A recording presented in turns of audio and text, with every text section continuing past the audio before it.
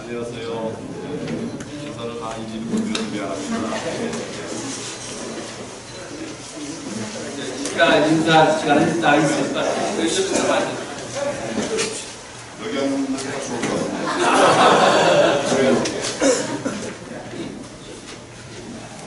예, 늦어서 죄송합니다. 지금부터 황교안 자유한국당의 간담회를 시작하도록 하겠습니다.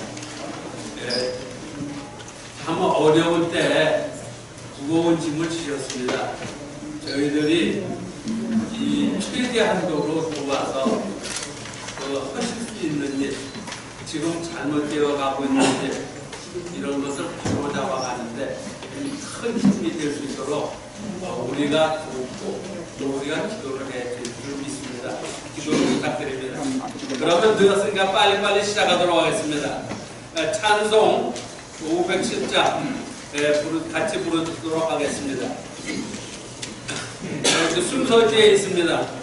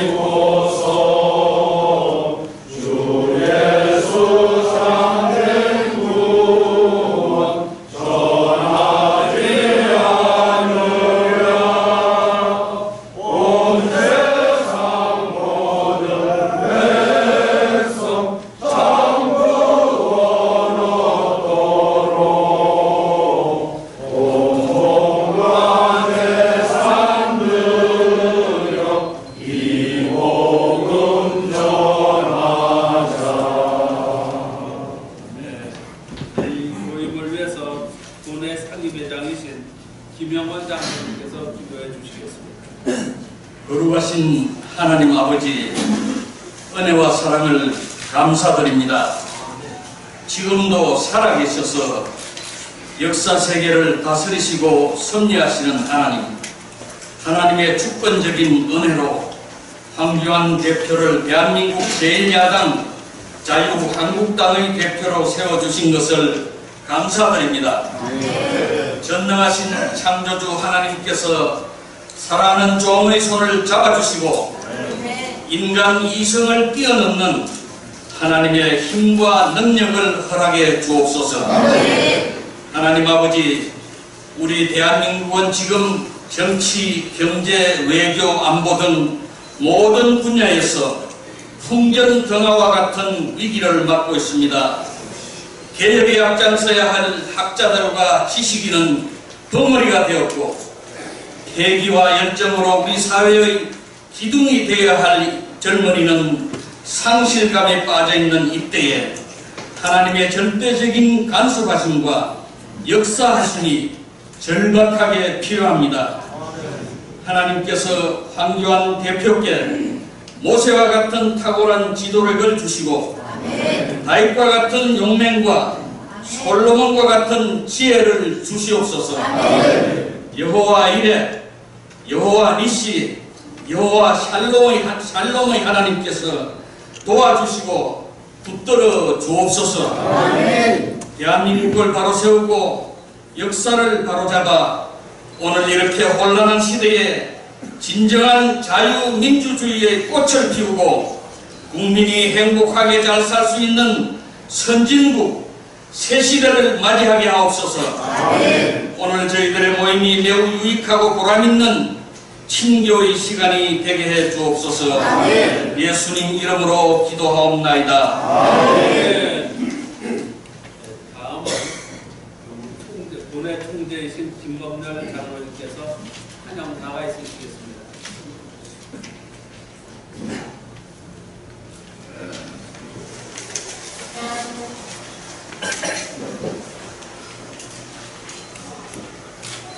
봉사 하나하시는 것으로 이렇게 한국 기독교인 앞에 기독교에 힘을 주셔서 한장에 참여하신 우리 존경한 대표님께 진심으로 감사드립니다. 여기 참여하신 분들 아까도 말씀드린 대로 그저 50분 이내보다 초청합니다라고 생각을 했었는데 100분이 참석을 하셔서 참 감사합니다. 여기 계신 분들은 한국의 수도 서울에서 또 가까이 계신 이런 우리 한국의 수도들을 대표하시는 그런 분들이 모였기 때문에 일단 100이라고 해도 마음이 알겠습니다. 참으로 여러분들 이 귀한 시간 내주신 것 진심으로 감사합니다. 오늘 이 간담회가 참으로 한국교회를 살리고 대한민국을 살리는 아주 유익한 그런 밤이 되기를 바라면서 간담회 인사로 들어보겠습니다. 감사합니다. 다음은 대표장의 신명수 장로님께서 인사를 간단히 진행하시겠습니다.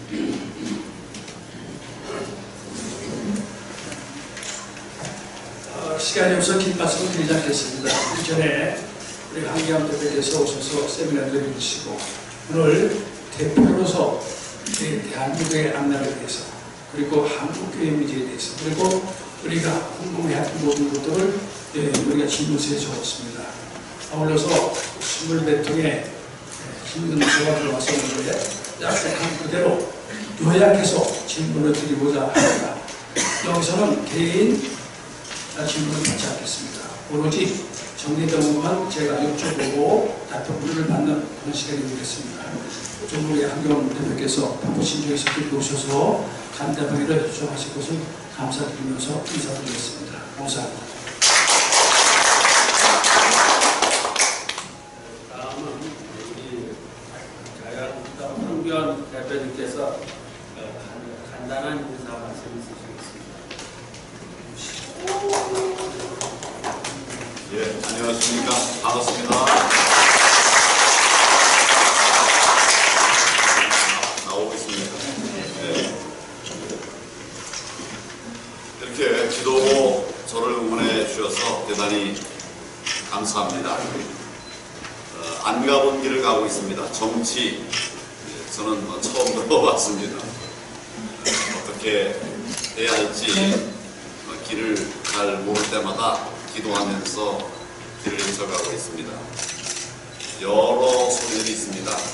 그렇지만 여러분 다 이렇게 공감하시는 대로 사람의 소리 대신에 하나님께서 원하시는 길을 가기 위해서 노력을 하고 있습니다. 올해도 쉽지 않습니다만 앞으로 여러분 더 많이 기도해 주시고요. 그 기도를 통해서 길이 열리고 하나님이 이 땅에 구현하시고자 하는 하나님의 뜻이 이루어질 수 있을 거라고 생각합니다. 감사합니다.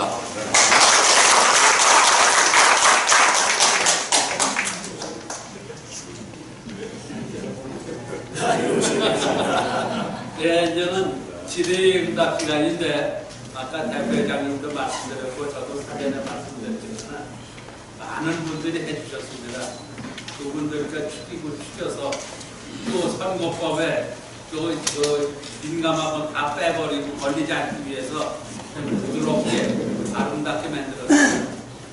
또 대표장님께서 여러 가지 방향을 질문을 해주실 것이고 우리 황교안 대표님의 그 말씀을 듣도록 하겠습니다. 이 자리에서 어떤 질문도 어떤 것도 받지를 않겠습니다. 양해해 주시기 바랍니다. 여러분 시작하겠습니다. 이 황교안 대표께서 우리가 지나가는 모든 상황을 다 인지하고 계실 줄 믿습니다. 그러나 저희들은 답답하고 염려되는 마음이 있어서 대표님께 어쩌면 당연한 질문을 했겠지만 좀 더 당당하고 강한 야당이 되어주시기 바라면서 간단하고 몇 가지를 질문드리겠습니다.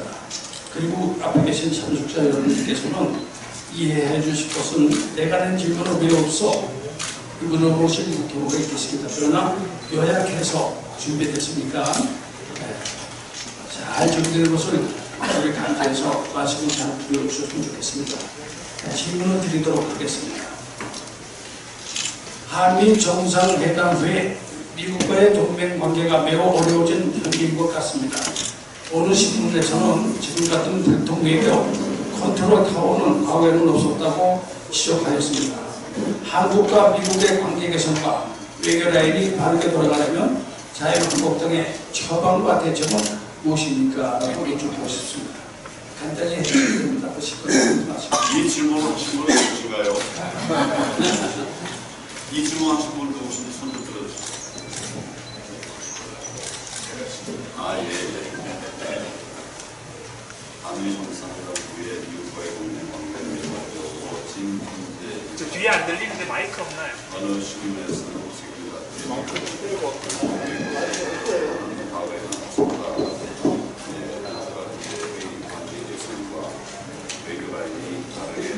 저 뒤에 안 들리는데 마이크가 안 되는 거 같아요. 제가 읽고 있습니다.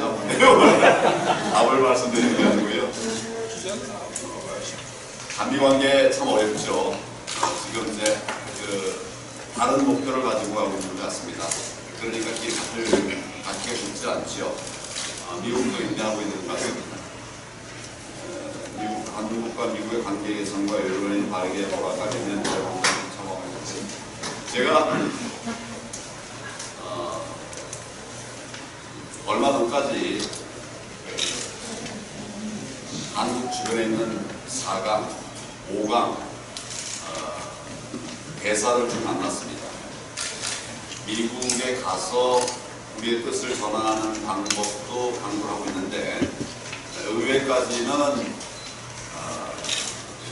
이야기 될 것 같은데 정부에는 아마 미국 정부가 또 한국의 야당을 만나는 것이 여러 가지 불편한 부분이 있는 것 같습니다. 그래서 국내적인 방법으로 우리의 뜻을 이야기하고 있습니다. 한미동맹은 이 정부가 무너뜨리려고 한다고 해서 무너지는 그런 허약한 동맹은 아닙니다. 그렇지만 한국에도 이런 생각을 하는 정치인이 있구나 이런 생각을 할수록 미국도 좀 이렇게 여러 가지 불편한 것들이 있겠죠. 그동안에 견고한 한미동맹이 조금 흔들린다고 말할 수는 없어도 이완이 생길 수 있는 이런 부분들이 있어서 걱정이 많이 됩니다. 저희들은 국가 간의 정상적인 외교는 쉽지 않지요. 그래서 아까 말씀드린 대로 간접 외교를 하고 있고 미국에서도 이제 우려하는 분들이 많이 있어서 이 정부하고 연결되는 이런 분들이 한국에 오셔서 저와의 만남을 요청하는 분들도 있었어요. 그런 분들하고도 소통을 하면서 한미 관계가 많이 망가지지 않도록 그런 정부의 목소리뿐만 아니라 자유한국당의 목소리가 있다 하는 것들을 계속 발신하고 있습니다. 그래서 어렵지만 그런 노력을 계속 해나가겠다. 네, 대단히 감사합니다. 두 번째는 최근 우리나라 경제 상황이 매우 심각할 정도로 어려운 상태인데 정부는 약간 노력하고 있습니다. 경제 상황이 좋아질 거라고만 주장하고 있는데 자유한국당은 제1야당으로서 국가 경제에 대해 어떤 대안을 갖고 계신지 여쭙고 지금 이 정부는 시장 경제를 살릴 정책이 아니라 경제가 살아날 수 없는 정책들을 펴고 있습니다. 경제가 무너질 정책을 펴니까 어떻게 경제가 살 수 있겠습니까? 우선 기업인들이 기업할 힘이 안 나게 만들고 있어요. 기업을 마치 범죄자 집단처럼 생각하고 있어요. 그러니까 어떻게든지 기업만 있으면 처벌하려고 그러고 이러니까 어떻게 기업들이 창의적인 그런 투자를 할 수 있겠습니까? 경제가 살아날 수가 없어요. 그리고 소득주도 성장이라고 하는 건 뭐 여러분 잘 아시다시피 말도 안 되는 성장론입니다. 저는 사실은 이 정부 들어오기 전에는 소득주도 성장이라는 말 자체를 들어본 일이 없어요. 솔직한 말씀이 들어본 일이 없습니다. 여러분 들어보셨습니까? 아니요.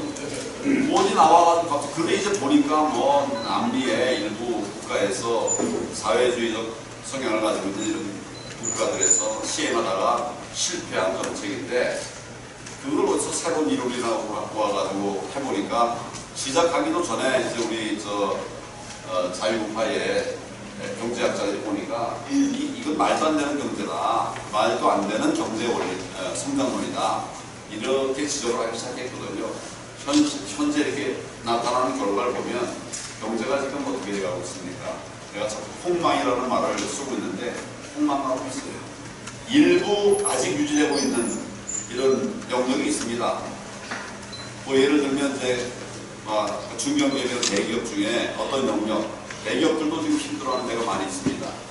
그러니까 대기업 중에 일부 영역은 흔들리지 않은 이런 것들도 있고 거기서 일하는 근로자들은 별로 힘들지 않다고 봅니다. 또 대기업의 강성 노조, 이건 뭐 아무 걱정이 없대요. 그냥 임금 계속 올리고 투쟁해가지고 올리고 뭐 직장 떨어질 것 같지 않고, 그런데 이렇게 하다 보면 저는 재벌도 못 낼 수 있다고 생각을 합니다. 그냥 이렇게 낙고 앉아오고 시작하는 게 아니고요. 저희는 시장 경제를 살리는 방법 간단하다고 생각합니다. 시장 경제를 살리면 되는 거예요. 제가 여러분들께 한 가지 좀 질문을 던지면, 시장에서 사는 사람 파는 사람이 있지 않습니까? 그 중에 손해 보면서 사는 사람, 손해 보면서 파는 사람이 있을까요? 아니 어쨌거나 시장에서는 개인적인 판단에 따라서 이거 내가 사면 득이 된다, 그래서 사는 거지, 사는데 손해된다 이러면서 사는 사람이 어디 있습니까? 미친 사람이. 또 거꾸로 파는 사람도 말은 손해보면서 판다고 하지만 실제 손해보면서 파는 사람이 어디 있겠어요. 그러니까 시장이라고 하는 것은 묘한 것입니다. 사는 사람 파는 사람이 다 만족하기 때문에 거래가 이루어지는 것이죠. 그래서 시장을 통해서 자연스럽게 재화가 창출되는 겁니다. 만족이 올라가는 겁니다. 그래 가지고 결국 시장 경제가 전체 경제를 올려가는 것이죠. 이게 보이지 않는 손에 의해서 경제를 세워가는 시스템이 바로 시장 경제 아닙니까? 그 시장 경제를 억누르면 그럼 이제 시장 경제가 제 역할을 못하겠죠. 최저임금 얼마 이상 해라. 임금이라는 건 노사 간의 합의해서 결정하는 것이거든요. 그게 본래 시장 경제입니다. 시장에서 자유롭게 합의해서 만들어가는 거죠. 근로시간 몸 풍성하고 여유 있어서 더 일하고 싶다, 그러면 더 일해라. 근데 나이 들거나 병들어서 오래 일할 수는 없고 하루에 3시간밖에 못하겠다, 그렇지만 내가 계속 할 수는 있다, 그러면 또 그 하루에 3시간씩 해서 일할 수 있게 하는 것이고요. 이게 시장 경제거든요. 근데 주 52시간 하면 안 된다, 넘으면 안 된다, 안 된다는 말까지는 괜찮은데 넘으면 지금 처벌한다는 거 아닙니까? 이거는 정말 시장 경제를 왜곡하는 거예요. 시장을 망가뜨리는 거예요. 그러니까 돈 버는 건 시장인데, 아까 말씀드린 것처럼 재화를 창출하는 건 시장인데, 거기를 망가뜨리면 어디서 재화가 창출되겠습니까? 그러니까 경제가 살아날 수 없는 거죠. 그러니까 제가 경제 망하는 정책을 쓰고 있으니까 경제가 망하고 있다 하는 것이죠. 저희는 시장 경제만 살려내면 경제가 회복됩니다. 그리고 앞서가려고 하면 이제 신산업, 경제 혁신을 이루어가야 되죠. 요새 이제 4차 산업혁명 이런 것들이 미래 성장 동력으로 그렇게 이야기되고 있는 거 아닙니까? 우리가 노력할 부분은 그런 걸 좀 개발해서 과학기술, ICT 이런 것들이 산업하고 연결되게 이렇게 해서 융합이 이루어져서 시장 경제가 그냥 설뿐만 아니라 달려갈 수 있게 하는 것, 이게 이제 신산업들이거든요. 그런 것들을 연구해서 그걸 이제 발전시켜 나가면 시장 경제가 살아나는 기반 속에 앞으로 나갈 수 있는 계기가 되는 것이죠. 근데 그런 것들이 지금 이제 시장이 움직이지 못하니까 뭐 지금 신산업이고 뭐고 지금 누가 투자를 안 합니다. 이런 것들 중에 이제 우리가 늘 주의해야 되는 거는 규제를 풀어야 되는 거예요. 규제를 풀어놓으면 시장이 제 멋대로 가는 것 같아도 이게 아까 말씀드린 것처럼 성장할 수 있는 거죠. 다만 시장의 왜곡이라는 게 있습니다. 시장의 실패는 아니지만 시장의 왜곡이 있죠. 그러니까 뭐 이렇게 불법으로 이익을 독점하려고 하는 이런 것들이 있지 않습니까? 그런 것들을 관리해 주는 것, 이게 규제입니다. 경제 규제. 근데 그 경제 규제가 예를 들어서 뭐 이 안에 공이 하나 있는데 이 주머니 안에서 공이 막 돌아갈 때 손으로 잘 관리하면 들고 있을 수, 돌아가는 공을 들고 있을 수가 있거든요. 꽉 쥐면 어떻게 되겠습니까? 못 돌아가는 거예요. 손에서 살살 돌려야 되는데 꽉 잡아주면 안 된다고 하는. 규제가 강하면 결국 잡히는 거죠. 하지만 이제 떨어지지 않게 시장 경제를 잘 굴려주는 이런 게 이제 좋은 규제죠. 그런 좋은 규제들을 그런 이제 불법들을 막아주고 비리를 막아주고 경제의 왜곡을, 시장 경제의 왜곡을 막아주고 그것만 하면 경제가 잘 될 수 있는 겁니다. 간단한 걸로 지금 이 정부가 규제는 오히려 더 옥죄니까 이 안에 손 안에 있는 공이 돌아갈 수가 없는 거예요. 뭐 이런 것들 때문에 지금 경제 망하고 있는데, 경제가 폭망하는 상태로 가고 있는데, 저희 자유한국당 지금 제가 말씀드리지 않았습니까? 시장 경제의 활성화, 시장 경제가 시장 경제를 갖게 한다. 그리고 기업에 신명나는 분위기를 만들어줘서 신산업을 만들어내고 앞으로 갈 수 있는 그런 힘을 부어준다. 그리고 거기서 얻은 소득들을 좀 나눌 수 있도록 우리 이 소득 격차가 너무 커지지 않도록 그렇게 이제 해나가면 분배까지 이루어지는 겁니다. 그리고 거기에 이제 정부가 개입해가지고 관리 규제가 경제 관리 규제가 돼야지 억제 규제가 되면 안 된다. 뭐 이렇게 우리는 규제 혁신을 그동안 계속 얘기했죠. 이렇게 하면 경제 살아납니다. 뭐 굉장한 이론이 있을 수 없어요. 그것만 하고 살아나고. 제가 사실은 권한대행 때 5개월 동안 그렇게 했더니 2016년도에 어렵던 경제가 2017년 초에 조금 살아나는 기미가 있었어요. 그건 우리에게 명백하게 실험된 경제 성장의 길이죠.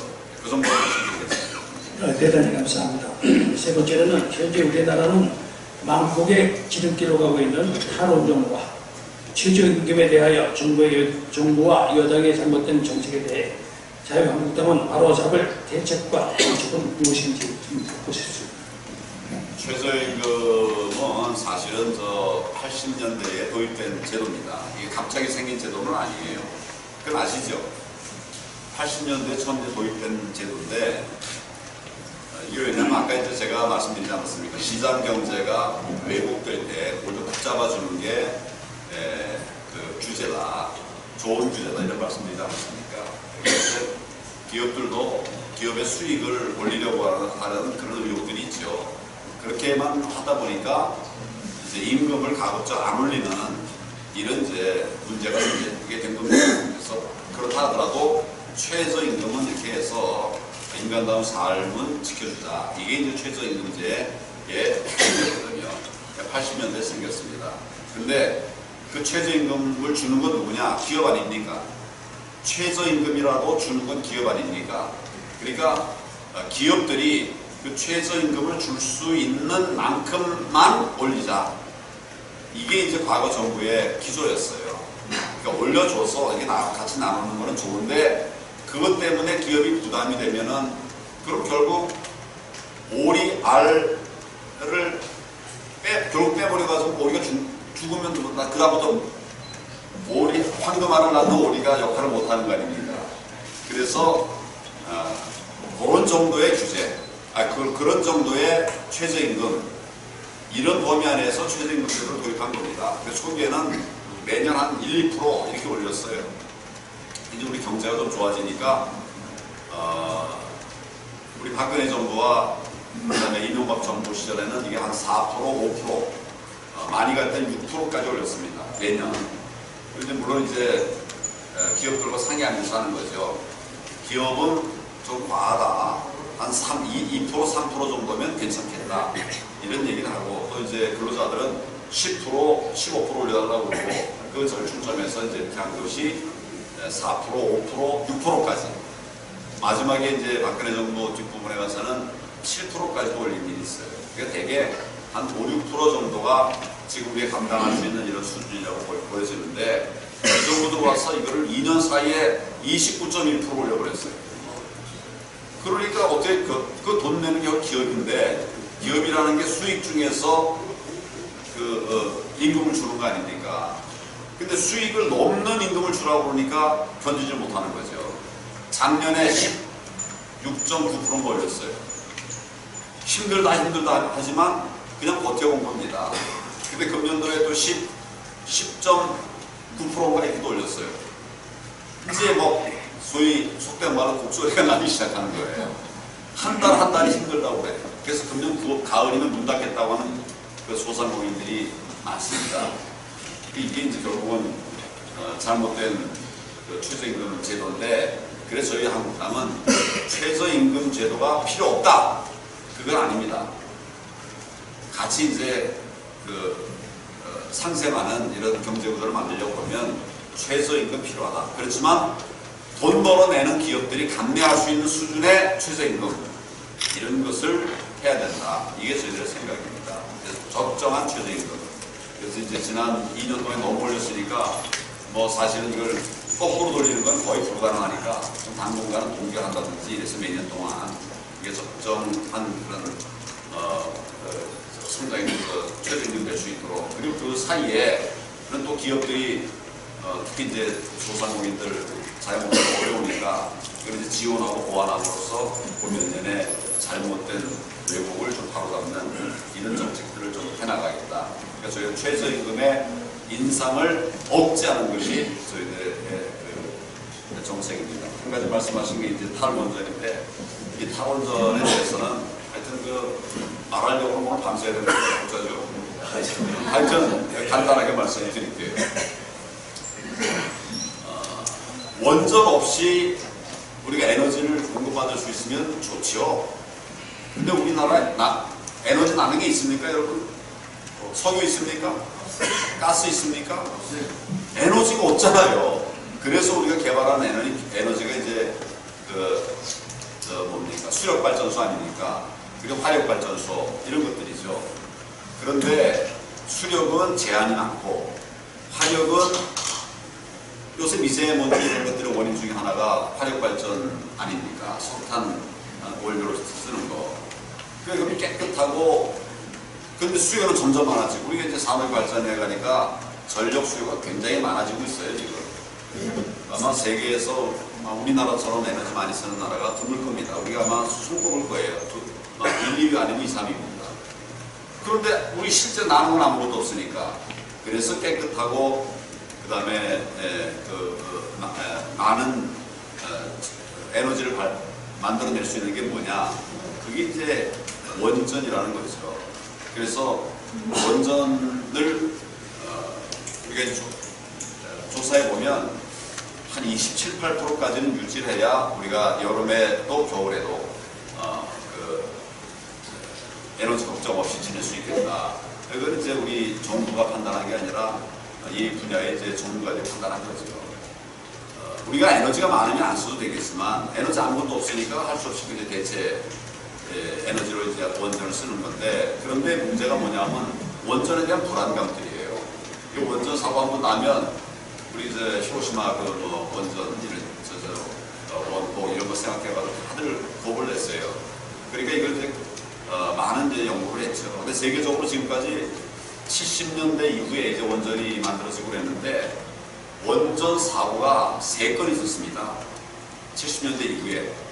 체르노빌 사건 아시지 않습니까? 체르노빌 원전, 러시아의 그 당시에는 이제 안전장치가 제대로 되지 않은 그 사고였어요. 그래서 가스가 누출되니까 그냥 던져버린 건데, 그거하고 미국에 한 건 있었고, 그 다음에 후쿠시마에 한 번 있었습니다. 근데 후쿠시마 원전 사고는 원전 사고가 아니라 그 쓰나미, 해일로 인한 그 뒤에 달려온 쓰나미가 원전을 덮쳐가지고 결국 원전이 망가진 거지, 그러니까 원전 사고라고 말할 수는 없는 거예요. 근데 결국적으로 말하면 미국에 한 번 사고가 있었고, 그 다음에 이제 그 체르노빌인데, 체르노빌은 뭐 우리하고 시스템이 전혀 달라서 우리는 그 이후에 3중 4중의 안전망을 설치하고 있습니다. 그러니까 혹시 원전 가동 중에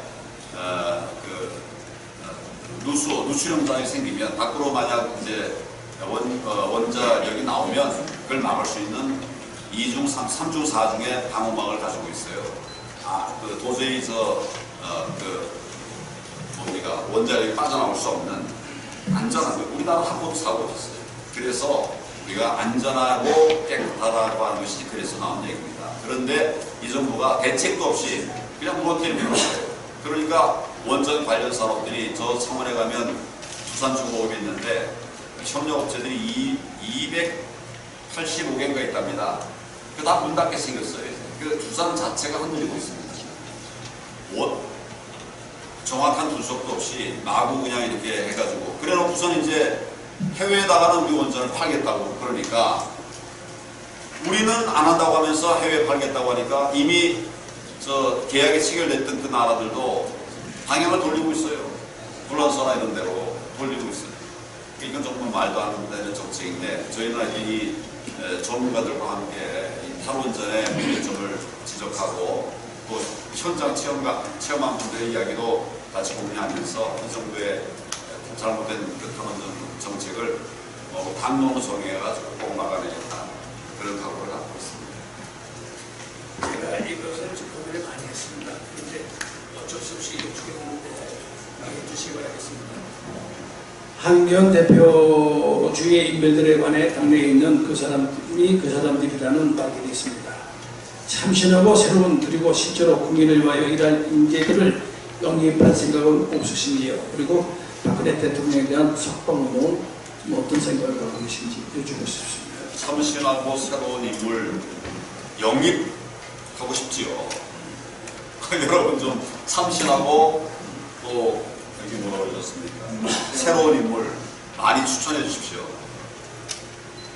그러고 싶죠. 그런데 어떤 사람을 써오면 이게 참신하지 않다는 거예요. 지금 문제는 발행과 현장이 일치하지 않는 데 있습니다. 그러니까 저는 사실은 여러분께 말씀드릴 기회가 없었을 것 같은데 4월 하순경부터 5월, 6월, 4월, 5월, 6월 인재 영입을 위한 노력을 하고 있습니다. 혹시 들어보셨나요? 네. 자유한국당이 인재 영입을 위한 노력을 하고 있다는 얘기. 그러니까 지금 이제 각 당협위원장들 중에는 국회의원도 있고 국회의원 출마했다가 안 된 분들도 있고 또 앞으로 이제 선거에 나오겠다고 하는 분들 중에서 이제 선출돼가서 당협위원장들이 되는 거죠. 이 당협위원장들에게 인재 추천을 좀 요청을 했어요. 근데 이제 자기 선거구에 있는 사람 중에 인재를 추천하면 추천이 잘 안 되겠죠. 왜냐하면 자기 라이벌이 될까봐. 그래서 자기 선거구 밖에 있는 인재들을 추천해라. 미니멈 10명씩 추천해라. 이렇게 이제 해서 인재들을 다양한 또 그 외에 이제 우리 당에는 중앙위원회에 각 진흥단체가 있습니다. 여기도 추천을 받고 있는데 아직 공개할 단계는 아닌데 하여튼 몇천 명 왔습니다. 추천되어 있습니다. 이제 그 중에 보면 교수들도 있고 전문직들도 있고 목사님들도 몇 분 계세요. 많지는 않습니다. 거의 다양한 인재들 쭉 여기 군인들도 있고요. 군인 장성들 그런데 언론인들 지금 이제 각 영역별 분류를 하고 있습니다. 그래서 그 분야별로 필요하다면 입당 환영대회도 하고 또 입당식도 갖고 이렇게 국민들에게 알리려고 합니다. 그런데 과거에 이제 이런 인재 영입 과정에 보면 영입해놓고 그다음에 이제 그냥 방치가 되는 경우가 많이 있어서 인재 영입하는 그 작업과 함께 앞으로 들어올 인재들을 어떻게 일하게 할 건가 이런 설계를 이제 해놓고 있습니다. 앞으로 하여튼 우리가 새로운 인물들이 많이 들어오는 정당이 될 수 있도록. 그런데 이제 그런 걸 와도 또 별번에 또 이렇게 또 말씀하실 분들이 있어서 이분이면 그래 좋다. 어떻게 보면 인재 영입 1호 이거를 찾고 있습니다. 여러분들도 혹시 이 사람이면 국민들에게 큰 감동이 되겠다. 이런 사람이 있으면 좀 추천을 해주시길 바랍니다. 또 요즘 이제 박근혜 대통령의 석방 운동은 어떻게 하겠느냐. 지금 일단 뭐 기회가 될 때마다 이제는 석방할 때가 됐다, 이런 제가 얘기하고 있죠. 언론에도 얘기를 하고 있습니다. 그런 내가 얘기하고 있는 건 들어보셨죠? 네. 이쪽에는 잘 답이 나오는데 뒤에는 답이 잘 못 보실 거예요. 근데 이제 요즘 그런 얘기를 해도 언론에 잘 보도가 안 돼요. 그러니까 제 얘기나 이제 겨우 좀 나올까, 우리 저 자유한국당의 뭐 의원들 어지간한 분들 얘기해봐야 보도가 안 됩니다. 보도 통제가 되는 것 같아요. 그렇지만 계속 필요할 대통령 너무 오래됐다. 대통령 치고 이렇게 오래 구속된 예가 없다. 또 지금 몸도 아프시다.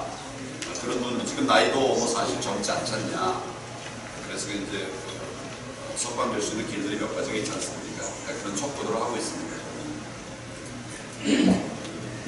말씀 감사합니다. 5번째입니다. 사기 대선과 총선에서 승리하기 위해서는 보수와 중도정당과 통합할 의사가 없으신지, 또 민주노총을 비롯해 노조들이 자기네들만의 주장만을 내세우며 연일 시위와 대범을 거듭하고 있습니다.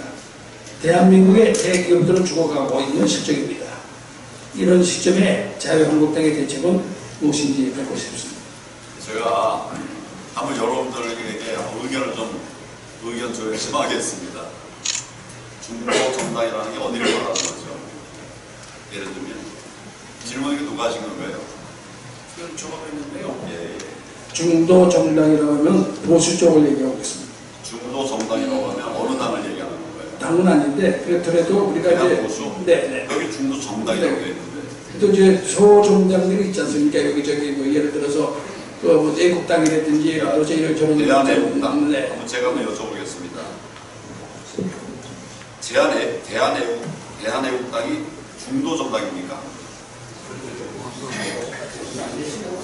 질문이 잘못된 것 같아요. 네? 여기 지금 보수와 중도 정당의 통합 얘기를 질문하셨는데, 여기서 예를 들면 중도 정당은 어디를 말하는 거예요? 통상은 아마 바른미래당을 얘기하는 것 같아요. 그런데 그걸 전제로 제가 여쭤보겠습니다.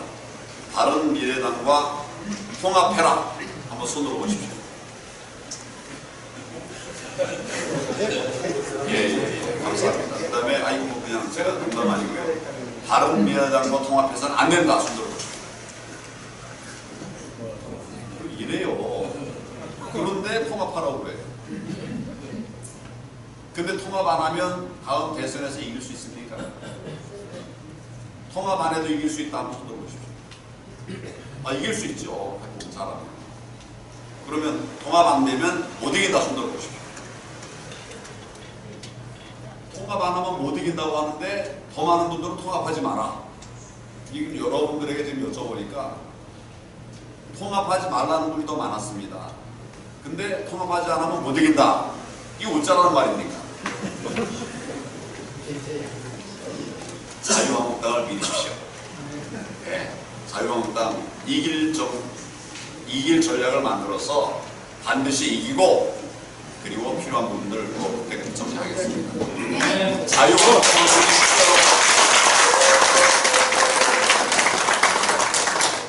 지금 우리가 이렇게 얘기해봐도 모습이 금방 나오지 않습니까?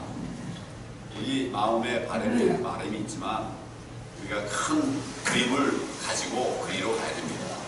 그리로 가는데 왜 바른미래당하고 합하려고 그래? 총질하고. 아니면 왜 바른미래당하고 빨리 안 합쳐? 총질하면 어떻게 이기겠습니까? 자, 자유한국당 믿으시죠? 네.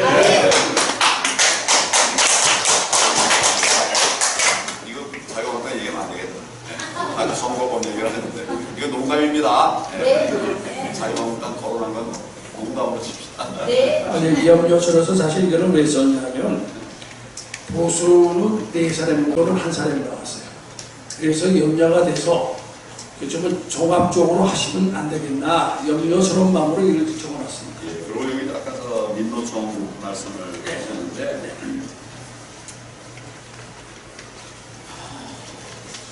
참 어려운 숙제입니다. 과제입니다. 지금 이제 이 민노총은 자기들이 이 정권을 탄생시켰다. 뭐 이런 생각을 갖고 있는 것 같아요.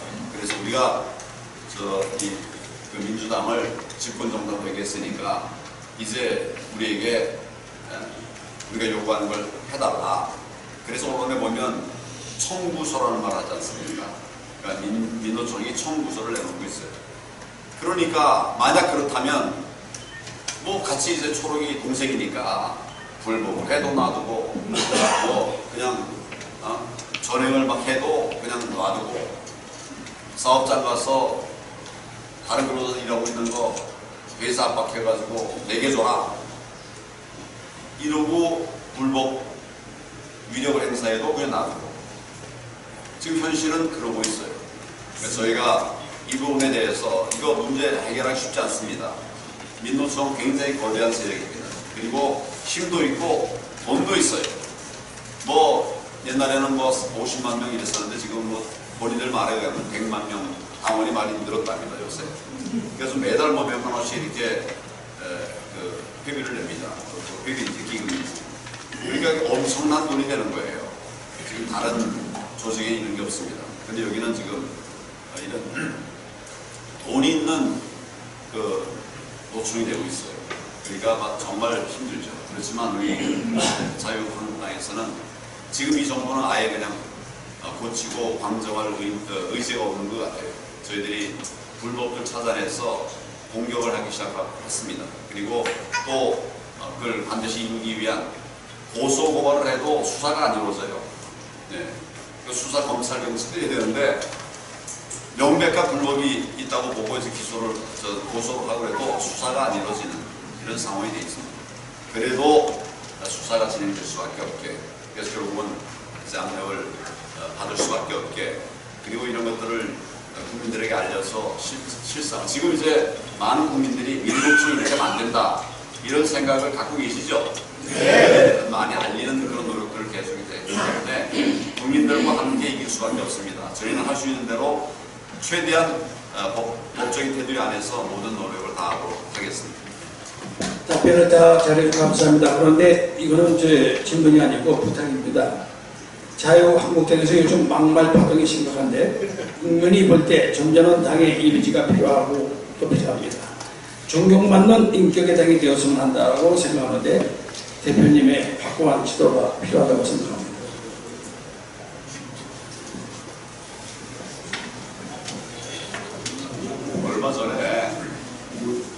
얼마 전에 저희 당의 의원들의 얘기에 대해서 이게 막말이다 해가지고 언론에서 뭐 이렇게 막 이런 걸 해서 좀 이렇게 이슈가 됐던 일이 있습니다.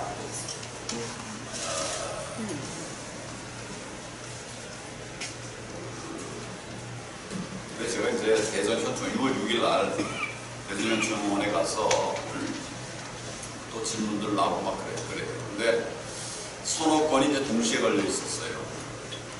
한 건 한 건, 뭐 과거에는 한 건 한 건 풀어왔는데 이거 뭐 서너 건 한꺼번에 되었다. 이거 하나만 풀어가지고 될 일이 아니어서 제가 기자들이 있길래 그렇게 대답을 했습니다.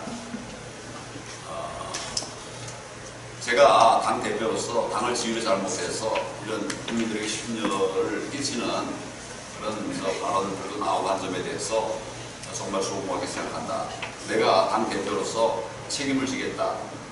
이 일에 관해서 뭐 돌 던질 일이 있으면 내가 다 맡겠다. 이렇게 말씀을 드렸어요. 그리고 우리 당을 향해서도 이제는 앞으로는 그냥 넘어갈 수 없다. 그러니까 엄정한 조치를 할 수밖에 없다. 그러니까 우리 이제 정말 국민의 뜻에 어긋나는 일이 없도록 하자. 이런 얘기를 했습니다.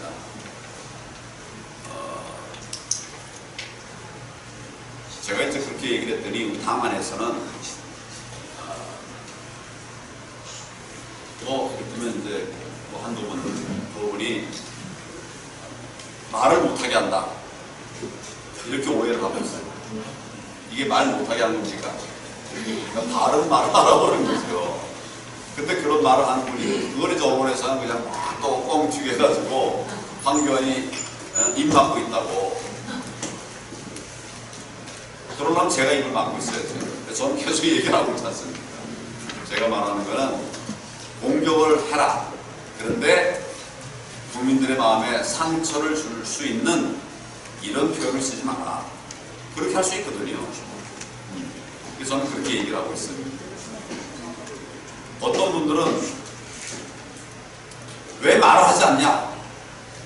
또 그렇게 인터넷 통해서 이렇게 공격을 하기도 하더라고요. 왜 제가 말을 안 하고 있습니까, 여러분? 말을 다 하고 있어요. 근데 국민들에게 걱정을 끼치는 말 이런 건 하지 말자. 그러니까 이제 그룹 앞에 제가 뭐 돌을 나한테 던져라라고 하는 말은 이게 이제 지금 좌파들의 공격이 그냥 하나둘 해결하고 될 일이 아니에요. 그렇다고 뭐 그 말한 사람들 제가 사표를 내라고 그러겠어요. 그게 사표 낼 일이긴 하겠습니까? 안 맞으니까 그럼 내가 다 돌을 맞겠다. 이러고 이제 끝낸 거예요. 끝내려고 한 거예요. 그 뒤에는 이제 그 당시 문제가 됐던 의원들에 대해서 뭐 언론의 공격도 없었죠. 그걸 좀 균형 있게 잘 이렇게 보시면 어려움을 극복해 나가기 위한 그 자유한국당의 몸부림이 있습니다. 그런 점들을 이해해 주시면 좋겠고요. 제가 이 기회에 한 가지 좀 말씀드리고 싶은 것은 제가 그래서 마지막에 얼마 전에는 답답해서 이런 말을 했어요. 아무 말이나 막말이라고 하는 그런 잘못된 막말 좀 쓰지 마라. 무슨 말씀인지 아시겠죠? 아무 말이나 이게 막말이라는 거예요. 뭐 아무 말은 아니라 뭐 이렇게 자기를 말할 건 있겠죠. 그렇지만 내가 이게 좀 어떻게 보면 좀 알아듣도록 아무 말이나 막말이라고 하는 그런 막말을 하지 마라. 이렇게 말할 정도가 되어버렸습니다. 저는 제가 우리 그 국회의원들이나 또 당원들이 막말했다라고 말한 일이 한 번도 없습니다. 제 입으로 우리 당원들이 막말했다 이렇게 말한 일이 없습니다. 막말이라고 하는 모호한 개념으로 자꾸 이제 뒤집어 씌우려고 덮어 씌우려고 하니까 실체는 뭐냐? 국민들에게 신뢰를 드리는 말이죠. 그래서 저는 이제 그렇게 표현을 하고 있습니다. 우리도 이렇게 잘못된 그 언론에 왜곡된 그런 용어들 따라하지 않았으면 좋겠어요. 앞으로 우리 막말이란 쓰지 말고 정말 국민들에게 아픔을 드렸으면 국민에게 아픔을 드리는 말, 적절하지 않은 말, 부적절한 말, 그런 정확한 말이 있는데 막말 이렇게 말하면 아무데나 그냥 다 막말이에요. 그냥 지금 제가 말하는 것도 막말했다고 말할지 모르겠습니다. 감사합니다. 네, 아주 성심성의껏 최선을 다해서 답변해 주셨습니다. 하신 말씀 더 계시면 하시고. 저는 오늘 이런 자리인지 모르고 왔습니다. 기도하는 자리처럼 왔는데 그러나 하여튼 또 이렇게 말씀할 수 있는 기회가 돼서 오히려 잘 됐다고 생각합니다. 하나님께 감사합니다. 여기 계신 모든 분들은 각 교단에서 책임자들이시고 단체 책임자들만 모이셨습니다. 사실은 제가 계획은 40명만 오시도록 초청을 했습니다. 오늘 곧 100명이 오셨습니다. 근데 이게 아주 소망에 우리 대표님의 말씀을 잘 듣고 또 앞으로 대한민국이 하나님의 나라가 되기 위해서 기도하는 시간을 갖게 돼서 대단히 감사합니다. 사회자. 예, 좀 말씀 잘 들으신 줄 믿습니다. 가슴에 새기시고 주위 분들한테 말씀을 잘 전해주시기를 부탁드립니다. 이제 애국가를 오늘 잘합니다. 저희들이 지금까지 어느 행사장 가면 애국가를 1절만 하고 아직도 안 합니다. 우리는 이걸 해야 됩니다. 모두 일어나 주셔서 1절부터 4절까지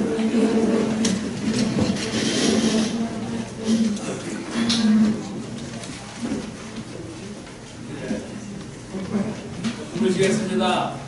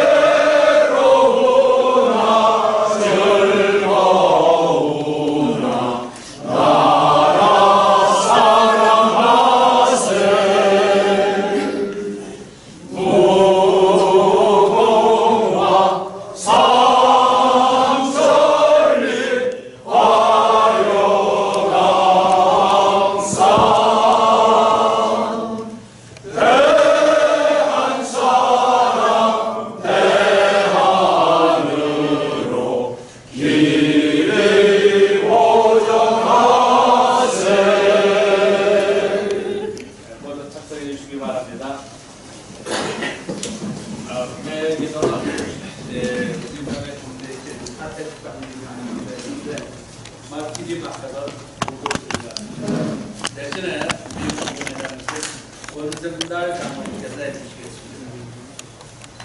걸어가시고 은혜와 복수하시고자 하나님께서 우리 대한민국을 사랑하시고 대한민국의 역사를 지금까지 잘 끌어주시고 감사드립니다. 이제 우리나라가 시기 어려운 가운데 있는 때에 황교안 대표를 자유한국당 대표로 세워주시고 오늘 우리 종로가 여기에서 무기독교인 연합회에서 황교안 대표를 모시고 징계를 갖게 하신 것을 참으로 감사를 드립니다. 오늘 이 자리가 하나님의 놀라운 기적의 역사가 있게 하시고 오늘 이 시간을 통해서 우리가 그동안 궁금했던 거 알고 싶었던 문제들을 많이 듣고 알았습니다. 하나님께서 이 대한민국을 사랑하셔서 황교안 대표를 대한민국에 앞으로 큰 일을 할 수 있도록 하나님 도와주시옵소서. 하나님께서 이 민족을 사랑하셨고 이 민족을 이 자리까지 이끌어오신 것도 우리는 하나님의 은혜로 알고 있습니다. 하나님 앞으로 이 나라가 지금 심히 어렵습니다. 경제적으로나 또 정치적으로 모든 면에서 정말 감당하기 어려울 정도로 우리가 절망 가운데 있사오니 하나님께서 이 민족을 사랑하시고 황 대표를 통해서 이 민족이 새로운 역사가 일어나게 하여 주시옵소서. 그래서 온 민족이 함께 주님 앞에 기도하고 주님 앞에 엎드려 감사와 찬양을 드릴 수 있는 새로운 역사가 전개되게 하여 주시옵소서. 아버지 하나님이 여기에 참석한 우리 사랑하는 우리 많은 장로님들 있습니다. 각 교단을 대표한 장로님들, 각 교단과 가정과 돌아가시면 우리가 각자가 나라를 위해서 기도하게 하시고 이 민족을 위해서 기도하게 하시고 대한민국을 위해서 기도하는 역사가 오늘 여기서 다시 결심하게 하시고 우리를 통해서 많은 역사가 새롭게 전개되게 하여 주시옵소서. 오늘 귀한 시간 주심을 감사드리며 예수님의 이름으로 기도드리옵나이다.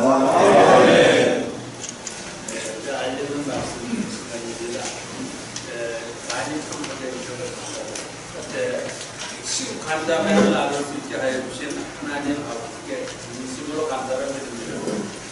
초청에 응하여 주시고 말씀을 주신 황교안 대표님과 참석하신 모든 분께 감사를 드립니다. 언론사에서 많이 참석하여 주심에 감사를 드립니다. 근데 저희들은 고마움에 의한 감사비를 드려야 되는데 드릴 수가 없습니다. 왜냐하면 어른들이 계시고 또 김영란법 여러 가지 법에 관련이기 때문에 오늘 드리지 못함을 죄송스럽게 생각합니다. 조촐한 식사가 마련되어 있습니다. 모든 행사가 끝난 다음에 즐거운 교제 시간이 되시기를 바랍니다.